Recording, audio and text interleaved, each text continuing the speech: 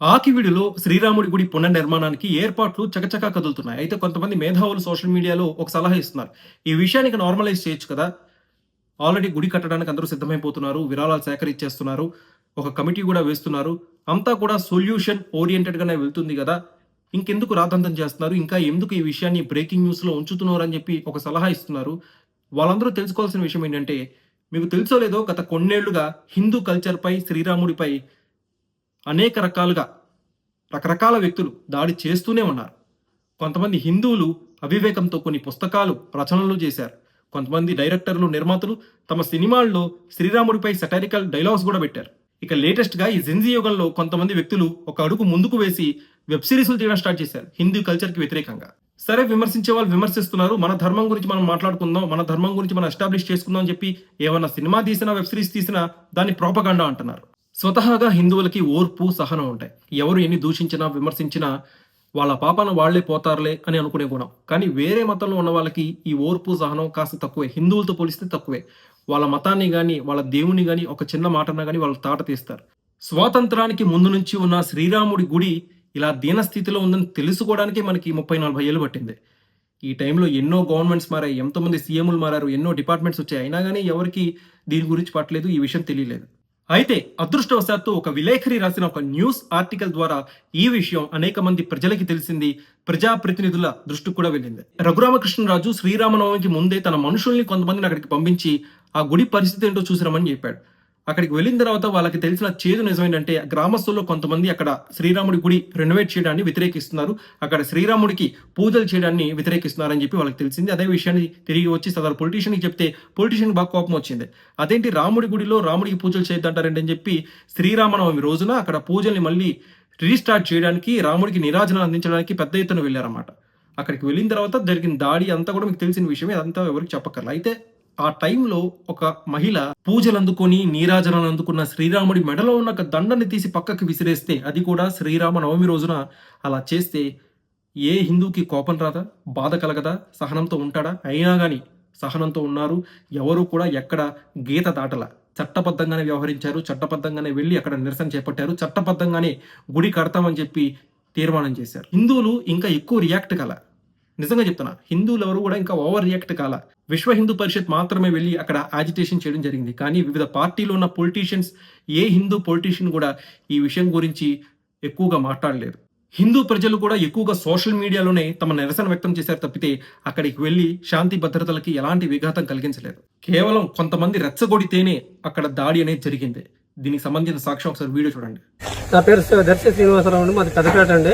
బయట వారు వచ్చి మమ్మల్ని రెచ్చగొట్టడం వల్ల, మా వాళ్ళని రెచ్చగొట్టడం వల్ల గొడవ అయితే జరిగింది. కానివ్వండి, రాజేష్ ఖన్నా గారు, ఇస్మాయిల్ గారు, మీసాల ఆయన పేరు నాకు అయితే తెలియదండి. మీసాల ఆయన కలిపిండి మా సంఘస్థులందరూ కొద్దిగా రెచ్చగొట్టారండి. బయట వాళ్ళని ఎవరిని కూడా మా సంఘంలోకి రానివ్వకుండా చూసుకుంటామండి ఇక్కడి నుంచి.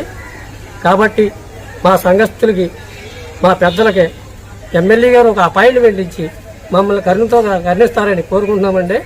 ఈ సమస్యకి ఇంతతో పరిష్కరించారని మేము కోరుకుంటున్నామండి. ఈ ఓవరాల్ ఇష్యూలో 2 నెరేటివ్ సెట్ చేశారు. ఒక నెరేటివ్ ఏంటంటే, అక్కడ ఉన్న కొంతమంది కన్వర్టెడ్ క్రిస్టియన్స్ శ్రీరాముడి గుడి రెనోవేట్ చేయడాన్ని వ్యతిరేకిస్తున్నారు. మరొక నెరేటివ్ ఏంటంటే, అక్కడ ఉన్న హిందూ దళిత్సే శ్రీరాముడి గుడి వద్దు, మాకు గొంతినమ్మ, మా కులదైవం అయిన గొంతినమ్మ గుడి కావాలని చెప్పి వాళ్ళు డిమాండ్ చేస్తున్నారు. సో ఈ 2 నెరేటివ్స్ని మనం ఒకసారి బ్రీఫ్గా అనలైజ్ చేద్దాం. ముందుగా గొంతినమ్మ గుడి విషయానికి వద్దాం.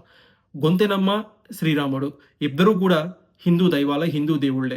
సో శ్రీరాముడి గుడి, గొంతినమ్మ గుడి 2 కూడా ఒకేసారి కట్టచ్చు. దాంట్లో తప్పే ఉంది? ఇష్యూ సాల్వ్ కదా. కన్వర్టెడ్ క్రిస్టియన్స్ ఏమంటున్నారంటే, అది మా భూమి, ఆ భూమితో మీకు ఎలాంటి సంబంధం లేదు, అది శ్రీరాముడి భూమి కాదు అని చెప్పి వాళ్ళు అంటున్నారు. అయితే ఇక్కడే అసలు ట్విస్ట్ ఉంది. అదే గ్రామంలో ఉంటున్న మాణిక్యాలరావు అనే వ్యక్తి రామాలయం గుడికి సంబంధించి గత కొన్నేళ్లుగా కరెంట్ బిల్ కడుతూ వస్తున్నారు అనమాట. ఆ కరెంట్ బిల్ పరిశీలిస్తే దాంట్లో రామాలయం అనే ఉంది. రెవెన్యూ డాక్యుమెంట్స్ పరిశీలిస్తే రామాలయం అనే ఉంది. ఎక్కడా కూడా ఆ భూమి రామాలయంకి చెందింది కాదు అని చెప్పి డాక్యుమెంట్స్ లేవు. ప్రాపర్ డాక్యుమెంటెడ్ ప్రూఫ్ ఉంది, ఆ భూమి రామాలయంకి చెందిందే అని.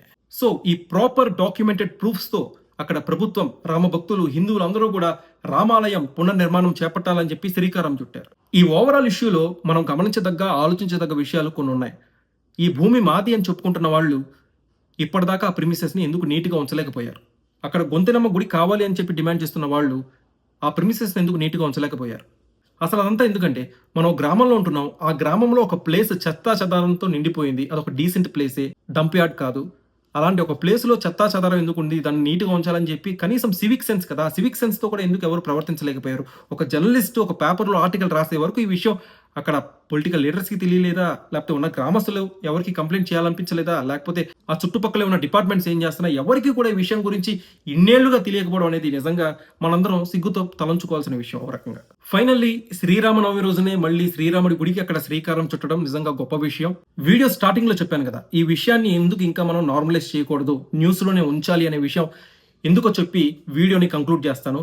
ప్రజల మధ్య చిచ్చు పెట్టడానికి, మత విద్వేషాలు రెచ్చగొట్టడానికి ఎప్పుడు ఎవరో ఒకళ్ళు యాంటీ సోషల్ ఎలిమెంట్స్ ట్రై చేస్తూనే ఉంటారు. సో వాళ్ళ యొక్క స్కెచెస్ పట్ల, ప్లాన్స్ పట్ల ఎప్పుడు అప్రమత్తతో ఉండాలి, జాగ్రత్తతో ఉండాలి.